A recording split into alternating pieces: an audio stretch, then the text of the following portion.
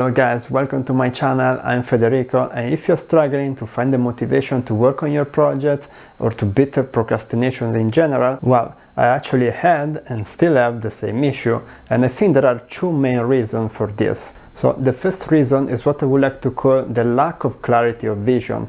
What I mean with this is that it is difficult to remind yourself every day what is your final goal you want to reach, what is the person you want to be in, I don't know, 10 years from now. So in the first part of the video, I will talk about what are the methods you can actually apply starting today to focus on yourself and your goals and how you can remind yourself of how to reach them. In the second part of the video, I'm gonna share with you some of the productivity tips and techniques that I use to make it easier for me to work on the things that I really want to do. So let's start with the first part of this video, that is the lack of vision clarity. The problem here is that we're still stuck at what I will call a dream level, an ideal level. What is that? This is the state in which we don't really have a precise idea of what it will be in the future. So let me give you an example. Let's say that in specific example you want to become a digital artist, drawing people, drawing animals, drawing backgrounds. So what you should actually do is not just write the goal, yeah, I want to become an artist. You could say, yeah, by the end of the year I want to be able to draw the human figures, to draw human faces. And this is already a more specific goal that can be reached, that can be thought, that can be written down.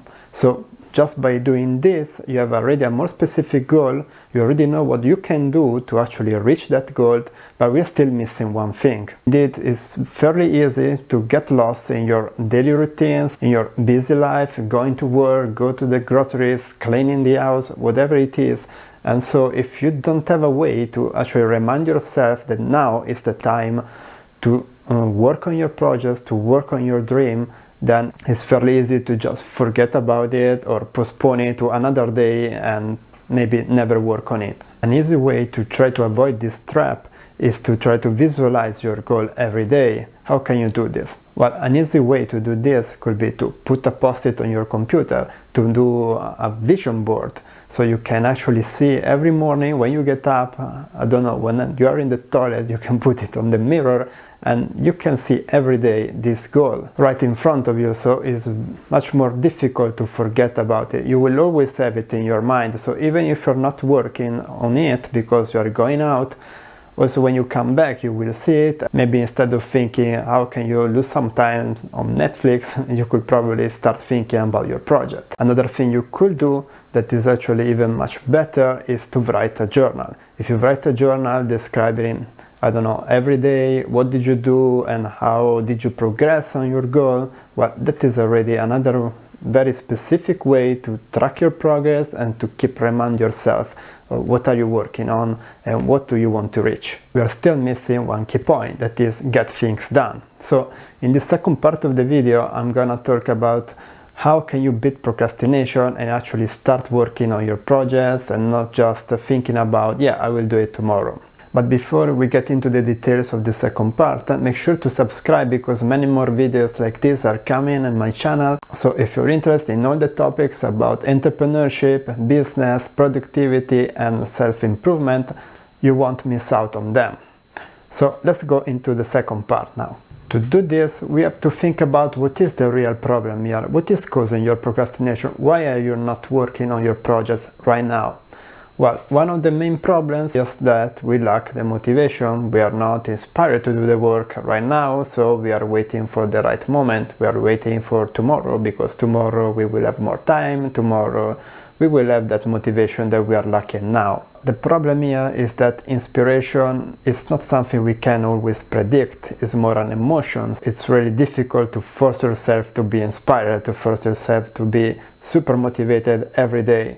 So you have to consider that when you start a new project, when you start learning a new skills, at the beginning you will see a lot of progress, you will see a lot of new things, so you will be very excited, very motivated. But after a while, after the honeymoon period ends, you will need a lot more hard work and consistency to actually even progress less than before. What's more important is not to wait for the right moment to find inspiration, to wait for the motivation to come itself, but is to build discipline. Because when you force yourself to work every day, you put habits in place, that is the moment where you can progress a lot, where you can actually go further even if you're unmotivated, even if you really don't want to do anything that day. So what you can do right now, instead of waiting for the New Year's resolution, instead of waiting for the start of the week, instead of waiting, I don't know, for some other episode to come, you should start working on your vision. You should start working on writing down your goals so you can start to plan all the things you want to do. Another one of the big forces of procrastination is due to fear. It's due to be too much overwhelming to start something new. So let's take back the example of the artist. Let's say you want to learn how to draw a human figure. Instead of thinking about all the details of the human body, you can already start to divide the human body in smaller parts. Let's say you want to start to draw a hand, you want to start to draw a face, and you focus on that. You can already see that the goal is starting to be much easier. Then you can iterate the same process until you find something that is super easy and that you can start working right now, that you can dedicate even 10 minutes per day to work on. So once you are done with this process, you will have found some very easy tasks you can work on even for a limited amount of time, and it is the time to start introducing a key concept to this, that is building habits. Habits are a very powerful tool because even with a really small progress each day, they will compound your efforts. So after some months, some years, you will see that you have increased a lot even if you do very small tasks every day. The good thing about habits is that once you manage to build them and introduce them in your routine, it will be much harder for you to not work on your projects in your allocated time, because it will be more natural for you to do the thing instead of skipping it. Also, if you even decide to just dedicate 10 minutes per day on your task, when you start working, it will be much harder for you to stop. You will use the power of inertia in a positive way, meaning that it's more difficult to switch tasks once you have started to do one. And this results in finding more motivation in doing the tasks that are important to you. So if you manage to put a new habit right after the task, let's say after you brush your teeth, you're gonna work for 10 minutes on your project, then it's much easier for you to introduce this habit, because you know that after that task, you will do the other. From my experience, you need to be careful when building new habits to not put too many new habits in your routine. So it's better to start with 1 or maximum 2 new habits until you're sure that the new habit is in your routine. Also, you need to be careful when building new habits, because it can happen that you are linking the tracks with building the new habit. So what do I mean with this? Let's say that you are on a diet and you start eating well for 1 week. And you're happy because every day you're managing to do it. Then it comes a vacation and you're going out to the restaurant, you're not eating the thing you're supposed to eat, and then that's it. You stop it because you ruin your track. But that is not the most important thing. Building track can actually help you to find the motivation to say, okay, even today I managed to succeed. But what is important is to have an overall positive success rate, meaning that if you manage to have more days in a week in which you successfully do the task and follow your habit, even if you skip 1 day or 2, it's okay, because at the end of the year you will have done many more successful days, and so you will progress a lot anyway. So if you now understand the importance of habits and you try to build them, but you still get distracted by leisure activities or other tasks that are not important, like watching TV series, playing video games, or scrolling through TikTok and Instagram, well, in this case you can try with the following tips that I'm trying to apply myself. First thing is that we live in a world of distractions, of notifications from the mobile phone or even your browser. So the best idea would be that when you allocate your time to do your studies, to do your work, you should silence your phone and close your notifications. Even on your computer, you can close those applications that give notifications of emails, chat room, and so on.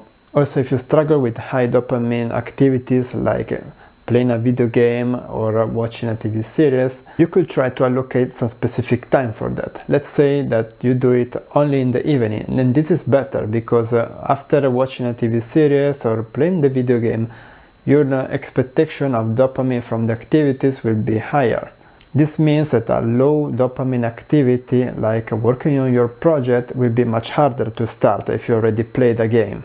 Also, you can use these leisure activities as a reward for your hard work during the day. So after a certain time in the evening, let's say after 8 or 9, you can dedicate all the other time to just chill and relax. In this way, you will not feel guilty for doing them, and at the same time, you will not be distracted by them during the day. Another suggestion would be that instead of playing video games, for instance, that requires you to log in every day to get the daily rewards, you could focus on video games that have an end. That means they have a story, and after that you can uninstall the game because it's finished. The same is valid for TV series and movies. If you watch a TV series, chances are that you want to watch the next episode and then the next episode, and so you binge watch all the series. While if you have a movie, after the end is ended. In this way you have a closure, and it's easier also to start a new task instead of binge watch a lot of content. So I hope that this video was useful for you. Make sure to like this video and subscribe to my channel because many more videos are coming. Thank you for watching, and if you're considering leaving your job or you're unsure of when is the right time to do so, make sure to check my other video on this topic on my channel. Because in this video I explain what are the considerations that I made myself when I quit my last job. So thank you again, and see you in the next video.